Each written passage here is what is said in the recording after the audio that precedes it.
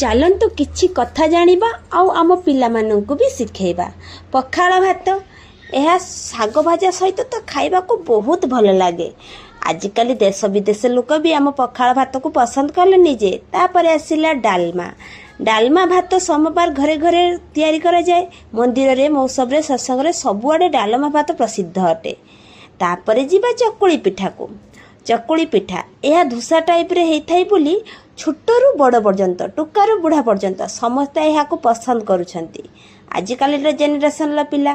ତାପରେ ଆସିଲା ଏଇ ମିଠା ଭାତ। ଏହା ଜଗନ୍ନାଥ ମନ୍ଦିରରେ ପ୍ରସିଦ୍ଧ ଅଟେ।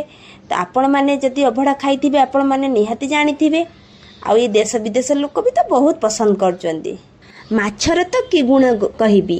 ମାଛ ନହେଲେ ଆମ ଓଡ଼ିଆଙ୍କୁ ଭାତ ପଖାଳ ରୁଚେ ନାହିଁ। ସେ ଛୋଟ ମାଛ ହୋଇଥାଉ କି ବଡ଼ ମାଛ ହୋଇଥାଉ, ମାଛ କିନ୍ତୁ ଖାଇବାରେ ନିହାତି ଦରକାର। ମାଛ ଝୋଳ, ମାଛ ଭଜା, ମାଛ ଚଡ଼ଚଡ଼ା, ମାଛ ଘଣ୍ଟ, ଆଉ କେତେ କ'ଣ। ଏତେ କଥା କହିଲେ ରାତି ପାଇଁ ସକାଳ ହୋଇଯିବ।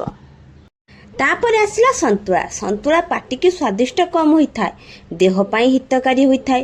ବିଭିନ୍ନ ପ୍ରକାର ସବୁଜ ପନିପରିବାକୁ ନେଇ ଏହି ସନ୍ତୁଳାଟି ପ୍ରସ୍ତୁତ ହୋଇଥାଏ ବହୁତ କମ୍ ତେଲରେ। ତାପରେ ଯିବା ମିଠା ଉପରକୁ। ରସାବଳୀର କି ଗୁଣ କହିବି। ପ୍ରଥମରୁ ଏହା ପାଟିକୁ ଏ ସ୍ୱାଦିଷ୍ଟ ଦେଇ ଆସିଛି, ଦେଖିକି ମନ ମୋହିଯିବ। ଥରେ ଖାଇଲେ ବାରମ୍ବାର ଖାଇବାକୁ ଇଚ୍ଛା ହେବ ଯେ। ରସଗୋଲା ବିଷୟରେ ଖାଲି ଭାବିଲା ବେଳକୁ ପାଟିରୁ ଲାଳ ପଳେଇ ଆସିଲାଣି।